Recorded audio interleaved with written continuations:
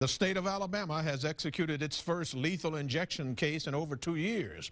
Christopher Eugene Brooks died at 6:28 this evening. News 5's Alan Carter was there as the lethal dose was administered to a convicted murderer and rapist. As part of protocol, a selected number of media is allowed to witness an execution to provide an uncensored look at capital punishment, considered a state's most delicate responsibility. And tonight, I was one of those witnesses to the death of Christopher Eugene Brooks. When the curtain lifted, Brooks already on the gurney, the needle in his arm. He laid stone-faced, mostly fixed on the room, holding his attorneys and friends, one of which sobbed through the procedure. I and other media sat in the same area. I mean, watching someone lose their life is not ever an easy thing, I think, for the vast majority of people on this earth. And watching it happen, you feel for the people in the room. As the drugs were administered, the prison chaplain held his hand until his breathing stopped and the color left his skin. In its entirety, the process lasted just over 30 minutes until he was pronounced dead at 6:38. Before his execution, Mr. Brooks made the following statement. I want to thank all my loved ones.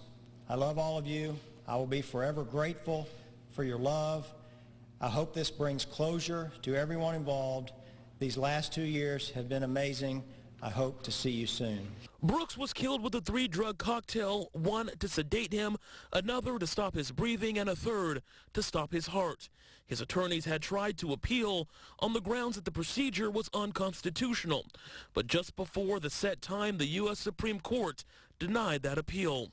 Obviously, we're human beings, have mixed emotions, but we were there to carry out the orders of the court, and that's what we did. The execution came 22 years after Brooks was convicted for the rape and murder of Jo Deanne Campbell. Afterward, her family said while this doesn't necessarily bring any closure, they are glad this process is over. While Brooks never admitted to the crime, prior to this execution, the victim's sister said she had found forgiveness. I think all of us would love to hear him say, I did this, I'm sorry. But that may not ever come. I mean, and that's probably a reality. So I forgive him. I did that a long time ago.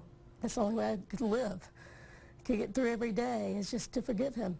There are now 186 people on Alabama's death row. At this time, there is not another execution scheduled. Reporting in Atmore, Alan Carter, News 5.